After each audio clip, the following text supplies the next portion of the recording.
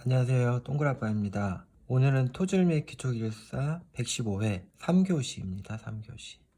3교시에 대한 강평을 시작해 보겠습니다. 강평을 시작하기 전에 문제를 읽어보면서 이 문제에 대한 접근법에 대해서 간략히 얘기를 하고, 그리고 각 문제에 대해서 강평을 시작해 보도록 하겠습니다. 문제 1번. 흙과 안반의 이방성이 지방공학적 특성에 미치는 영향에 대하여 설명하시오. 그래서 흙의 이방성과 안반의 이방성에 대해서 전반적인 흐름과 왁구를 묻는 문제가 되겠습니다. 2번 문제. 투수 개수에 대하여 다음의 질문에 답하시오. 1번. 투수 개수의 산정 방법. 2번. 실내 실험을 통해 얻은 투수 개수 결과치의 신뢰성이 떨어지는 이유. 그 다음 3번. 안반의 투수성 평가 시 투수 개수를 사용하지 않고 루전 값을 활용하는 이유. 이거는 이제 문제는 세 문제이지만은 결국 요 각 문제에 대해서 어떻게 흐름과 왁구를 잡아가느냐, 그 문제인 것 같습니다. 그래서 2번도 왁구의 문제입니다. 3번. 연성벽체에 작용하는 토합에 대하여 다음 질문에 답하세요. 1번. 연성벽체에 랭킨 콜롱 토합을 적용하지 않는 이유. 2번. 굴착 단계별 적용 토합과 굴착 완료된 후의 적용 토합. 3번. 실무 설계에서 연성벽체에 작용하는 토합 적용 시 고려사항. 이라는 아주 가시설 분야에서는 정말 흔한 왁구의 문제입니다. 이것도. 자, 4번. 사면 보강 공법 중 소일 네일링 공법과 어스앵커 공법의 공학적 차이점과 설계 시 검토 사항에 대하여 설명하시오. 이것도 마찬가지로 소일 네일링과 어스앵커의 내용을 어떻게 흐름을 가져가고 대제목을 잡을 것이며 구성을 잡아서 예쁘게 보여주냐의 아주 일반적인 왁구의 문제입니다. 5번. 액상화 상세평가법에서 전단 응력비 산정 세부 절차에 대하여 설명하시오. 이것도 마찬가지로 액사에 관한 문제이긴 하지만은 액상화에 대해서 어떻게 풀어가냐, 왁구의 문제라고 할 수 있습니다. 6번. 원형 기초의 직경은 2m이다. 이 기초를 지지하고 있는 기초 지반의 내부 마찰각은 30도이고 점착력은 20이다. 이 기초의 근입 깊이는 2m이고 지하 수위는 지표면 아래 3m의 위치에 있다.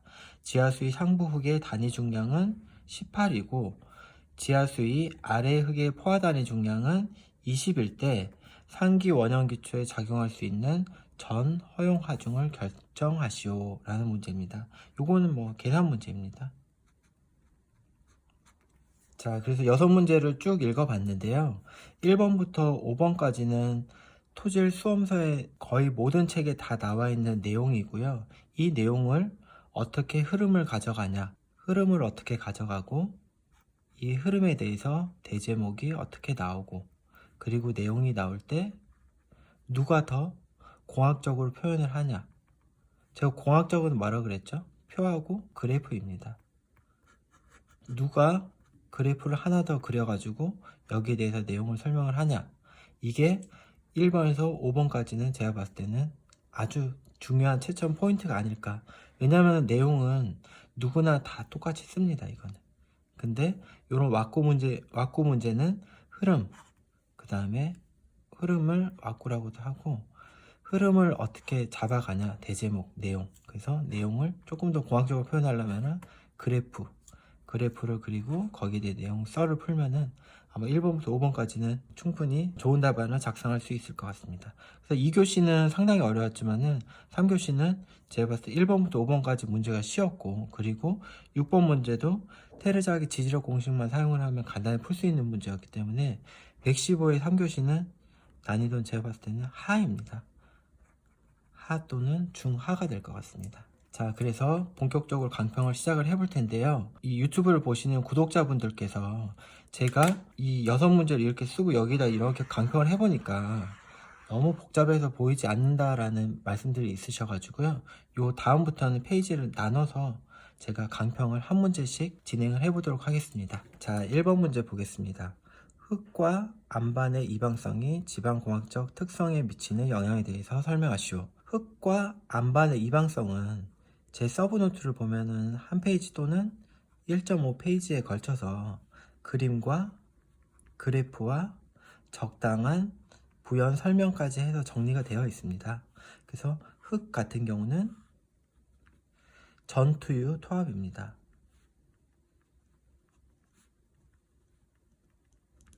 전당 강도, 그 다음에 투수 개수, 그 다음에 유량, 그 다음에 토합, 안밀 개수. 그래서 요 각 내용에 대해서 제 서브노트에 나와 있는 대로 그대로 작성을 하시면은 분명 좋은 점수가 나올 거고, 안반의 이방성은 제 서브노트를 보신 분들은 다 아시겠지만은 강변 투초입니다. 강도, 그 다음에 변형 개수, 그 다음에 투수 개수, 초기 지압비입니다. 그래서 각 챕터에 대해서 서브노트 그대로 쓰시면 됩니다. 서브노트가 좋은 게 딱 답안 형식으로 그림과 그래프가 있고요. 거기에 대해서 실제 시험장에 쓸 수 있는 부연 설명, 단어 위주로 이렇게 되어 있기 때문에 시험장에서도 그대로 쓰시면은 이거는 좋은 점수를 분명히 받을 수 있지 않을까 생각이 됩니다. 그래서 1번 문제는 뭐 이렇게 마무리를 하고요.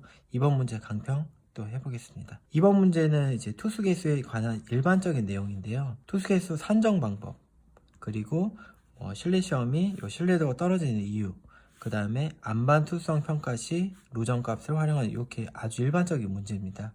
그래서 요 3번 문제 같은 경우는 120회 2교시에 5번하고 완전히 동일합니다. 그래서 저는 이제 요 서브노트 구매하신 분들이라든지 개인적으로 이제 학습을 어떻게 하냐라고 저한테 여쭤보시면은 최소 3년에서 5년치 기출문제는 나름대로 답안을 가지고 있어라. 그래서 출제 경향하고, 그 다음에 그 문제는 1년이 됐든 아니면 바로 요번 회차 나오고 다음 회차 나오는 경우도 많거든요. 그래서 기출문제를 조금 관심을 가지시고, 물론 이제 원서를 보면서 깊이를 더하는 것도 좋지만은 이거는 석사 학위, 박사 학위를 주는 시험이 아니기 때문에, 기술사 시험이 자격이기 때문에 이런 기출문제 유형을 분석을 하고 무기를 가지고 있고 본인만의 서브노트 그런 걸 준비해서 기술사 자격을 준비하시는 게 더욱 중요하겠다 말씀을 잠깐 드리고 다시 처음으로 돌아가겠습니다. 조금 옆으로 샜네요. 자, 그럼 1번 문제 투수 개수의 산정 방법이에요. 근데 요거를 그냥 아무 두서 없이 대제목 이렇게 쓰고 아래에다가 뭐 정수위, 변수위 막 이렇게 쓰시기보다는 대제목을 투수 개수, 뭐 산정 방법 이렇게 썼으면은 중제목 1 해서 실내 시험 해서 뭐 1번 정수위 시험 해서 정수위 뭐 그림 그리고 뭐 내용 쭉쭉쭉 쓰고, 그리고 뭐 2번 변수위, 그 다음에 2번은 이제 원위치 시험이죠. 원위치 현장 시험이죠. 그 현장 시험의 대표적인 거 뭐 시험 하나 그림 그리고 양수 시험이라든지, 그 다음에 수위 변화 시험이라든지 압력관 시험이라든지 그런 시험에 대해서 그림을 그리고 내용을 좀 써주시면 됩니다. 아주 간단한 문제지만은 그래도 나름대로 분류를 하고 이렇게 내용을 써주시는 게 좋습니다. 2번 실내 시험을 통해 얻은 투수개수의 결과치가 신뢰성이 떨어지는 이유예요. 요거는 이제 신뢰성이 떨어지는 이유 해가지고 서브노트에 뭐 따로 있지는 않고, 그 다음에 뭐 책에 따로 있지는 않지만은 투수에 대해서 전반적 흐름을 갖고 계신 분들은 딱 쓸 수 있어요. 상식적으로 생각을 했을 때. 왜냐하면은 실내 시험이기 때문에 이 현장의 흙을 갖다가 실내에서 시험을 하기 때문에 시료가 우선 교란이 되겠죠. 그죠? 그리고 시험 방향에 이방성이 작용을 합니다. 실내 시험은 무조건 이 연직 방향에 요걸 구하기 때문에, 그 다음에 사이즈 이펙트도 작용을 할 거고요. 그 다음에 포화도 문제도 있을 거고, 그래서 이런 문제를 적당한 그림과 내용을 곁들여서 이번 문제를 쓰시면은 누구보다도 이제 차별화가 되고 흐름이 좋은 그런 답안이 될 것 같습니다. 자, 3번 문제. 안반의 투수성 평가 시 투수께서 사용하지 않고 로전값을 활용하는 이유, 이 부분은 뭐 안반의 투수 값이 워낙에 적고 그 다음에 PQ 관계도에 의해서 그라우팅의 효과나 지방 계량을 판단하는데 유용하기 때문에 그렇게 쓴다라고 제가 120회 요 강평 때 말씀드렸고 120회 답안을 보시면은 이런 내용이 충분히 담겨져 있으니까 요거는 생각하도록 하겠습니다. 3번 문제 보겠습니다. 연성벽체에 작용하는 토합에 대하여 다음 질문을 답하시오. 연성벽체에 랭킨, 쿨롱의 고전 토합, 강성벽체에 작용하는 토합을 적용하지 않는 이유, 이렇게 생각을 하시면 됩니다. 첫 번째 요 문제는 연성벽체는 가장 큰 요거를 적용하지 않는 가장 큰 이유가 변이를 허용하기 때문인데요. 변이를 허용함에 따라 골착 단계별 아칭 이펙트가 발휘하기 때문입니다. 그래서 이런 내용을 포함해서 어떻게 구성을 예쁘게 가져가냐, 이 문제인 것 같습니다. 그 다음 2번 골착 단계별 적용 토합. 골착 단계별 적용 토합은 랭킨, 리잘이라는 토합을 사용을 하죠. 그래서 변이에 따라 조정된 토합, 그 다음에 변이 토합을 계속 보정을 해서 수렴되는 값을 적용하게 되죠. 골착 단계별. 요게 바로 이제 탄소성 해석의 기본 원리이기도 하고요. 그리고 골착 완료된 후에 적용 토합은 경험 토합입니다. 그래서 집안별로 이런 골착 완료된 후에 이제 랭킨 리잘에 대해서 토합도 검토를 하고 골착 완료된 후에 경험 토합을 적용해서 큰 값을 기준으로 설계에서는 적용을 하게 되죠. 자, 이런 내용을 어떻게 예쁘게 꾸미느냐, 그 문제, 왁구의 문제입니다. 3번 실무 설계에서 연성벽체에 작용하는 토합 적용 시 고려사항 인데 정말 이게 뻔한 내용이에요. 얘 같은 경우도 마찬가지로 연성벽체는 사실 가장 중요한 게 골착 단계별 응력과 변이 관계에 따라 토합을 결정하는 겁니다. 그래서 추가적으로는 이제 필요한 경우는 이제 수치 해석을 할 수도 있고 그 다음에 기본적인 여기에다가 근입장에 대한 검토라든지 그리고 뭐 파이핑 점토 같은 경우는 히빙에 대한 검토를 한다. 이런 내용을 쓰실 때 근입장은 이제 모멘트 평면법에 대해서 구하고 파이핑은 침투 압에 대해서 구하고 이런 내용을 조금 겉들여서 쓰시면은 3번이 흐름이 아주 좋아지고 내용도 꽉 찬 내용이 되겠죠. 그리고 자리가 남는다면은 나중에 계측 관련 얘기도 조금 섞어서 쓰시면은 아주 좋은 답안이 될 것 같습니다. 자, 이어서 4번 계속 보도록 하겠습니다.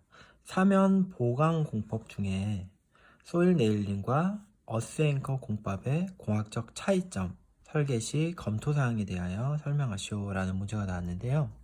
이 소일 네일링하고 어스앵커의 공학적인 원리 그리고 설계 시 검토 사항에 대해서는 이제 토질 수험서에 보면은 너무 많이 나와 있으니까 제가 상세한 강평은 생략하도록 하겠습니다. 그래서 공학적 차이점 할 때는 시그마 타우 곡선을 이용을 하고요. 그리고 요 두 가지의 가장 큰 공학적 차이는 변이를 허용하냐 마냐 그리고 주동, 수동 개념을 언급하셔서 답안을 공학적 차이점을 쓰시면 되고요.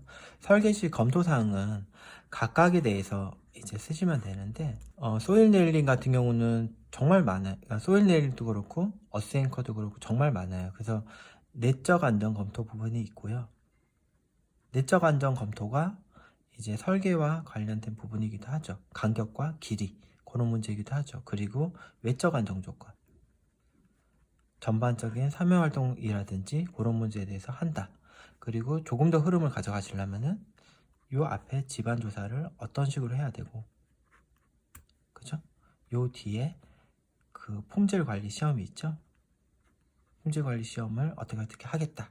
그래서 과학적 차이점에 대해서는 이런 식으로 그 다음에 설계시 검토사항을 이렇게만 써도 되는데 집안 조사와 시공 완료 후에 품질 시험을 하는 이런 흐름을 가져가시면은 더욱 좋겠다라는 말씀 드리겠습니다. 근데 너무 일반적인 내용이기 때문에 뭐 상세한 내용은 생략하도록 하겠습니다. 자, 5번 문제. 액상화 상세평가법에서 전단 응력비 산정 세부 절차에 대해서 설명하시오 라는 문제가 나왔습니다. 그래서 액상화에 대한 안전율 FS는 저항 응력비가 분자이고요. 아래는 전단 응력비입니다. 이거를 구하라는 거예요. 왜냐하면 이 저항 응력비를 구하는 거는 이제 몇 줄이면 끝나니까. 자, 우선은 전단 응력비 말고 저항 응력비는 이제 간편 평가법, 그 다음에 상세 예측법이 있는데, 간편 같은 경우는 SPT 시험에 환산 N치로 이제 저항 응력비를 구하게 되고요. 상세 같은 경우는 반복 3축 압축 시험, 그래서 규모 6.5일 때 10회를 기준한다, 요 내용이기도 합니다. 자, 그럼 전단 응력비는 뭐냐? 전단 응력비는 시그마 V분의 그 다음에 타우 D는 0.65 중력 가속도 G분의 가속도 최대 가속도, 집안의 최대 가속도 알파 맥스분의 시그마 V분의 시그마 V입니다. 그래서 이런 거는 이제 다 나오고, 깊이별로 가속도를 구하는, 요걸 어떻게 구하냐, 이 문제이거든요. 요 심도별 가속도는 현장에서 SPT 시험만 해서 요 심도별로 N치가 있잖아요. N치별로 가속도를 추정을 합니다. 근데 최근에는 다운홀 시험까지 시키더라고요. 그래서 다운홀 시험을 시키면은 이렇게 층별로 이렇게 VS 값이 나옵니다. 그래서 요걸로 적용을 하죠. 그래서 전단 응력비 산정 세부 절차는 SPT 시험과 이런 물리 탐사 시험으로 알파 맥스를 최대 집안의 최대 가속도를 구해서 심도별 전단 응력비를 구하고, 요 시험한 저항 응력비랑 해서 요거를 구한다 라는 내용입니다. 근데 뭐 4번 문제도 그렇지만 5번 문제도 액상화라는 문제가 나왔기 때문에, 서술은 어떻게 보면은 누가 흐름을 잘 잡아가느냐, 왁구의 문제거든요. 그래서 액상화 같은 문제 같은 경우는 제가 이제 수험자였다면은 액상화의 발생 원리라든지, 그 다음에 뭐 영향 요소가 있을 수도 있고요. 그 다음에 액상화 평가, 그리고 나머지 자리가 남는다면은 액상화 방지 대책이 되겠죠. 방지 대책도 막 부작정 쓰시는 게 아니고 집안 대책, 그 다음에 강국수압 저감 대책, 이렇게 나눠서 쓰시면 될 것 같습니다. 자, 이어서 6번 해보도록 하겠습니다. 원형 기초의 직경 B는 2m이다. 지지하고 있는 기초 지반의 내부 마찰각 파이는 30도이고 점착력은 20kPa이다. 그리고 이 기초의 근입 깊이 DF는 2m이고 지하 수위는 지표면 아래 3m의 위치에 있다. 상부 흙의 단위 중량 감마 T는 18이고 지하 수위 아래 흙의 포화 단위 중량 감마 세츄레이티드는 20이다. 이 원형 기초에 작용할 수 있는 전 하중을 결정하시오. FS는 3이고 NC, NQ, NR 값이 주어져 있어요. 그래서 시험장에서 만약 이 계산 문제를 풀어야 되겠다 라고 생각이 되면은, 본인이 요 주어진 요 5줄을 가지고 그림을 그릴 수 있는지, 그 다음에 테르자기 지지력 공식을 쓸 수 있는지를 먼저 한 30초에서 1분 내에 판단을 하고 본인이 확신이 서면은 푸는 것도 저는 좋을 것 같습니다. 요런 6번 문제 같은 경우는 제가 알기로는 요 계산 문제를 풀면은 정답이 맞으면은 8점 이상이라고 저는 알고 있어요. 요렇게 쉬운 계산 문제는 저는 뭐 건드려도 괜찮다라는 입장을 말씀드리겠습니다. 자, 테르자기 지지력 공식에 대해서 한번 써보도록 하겠습니다. 극한 지지력 QU는 알파 C NC 플러스 B 베타 감마 1의 NR 플러스 감마 2의 DF의 NQ입니다. 여기에서 모든 값이 다 주어지고 다만 이 원형 기초에 알파, 베타 값이 없어요. 근데 알파 값은 1.3 그리고 베타 값은 0.3, 기억나시는 분들은 정확하게 해도 되고, 아니면은 시험장에서 이거 조금 틀려도 상관이 없어요. 그래서 가정을 딱 하고 이 공식을 쓸 수 있으면은 이제 단면도를 한번 그려보는 거예요. 그래서 이렇게 기초가 있을 때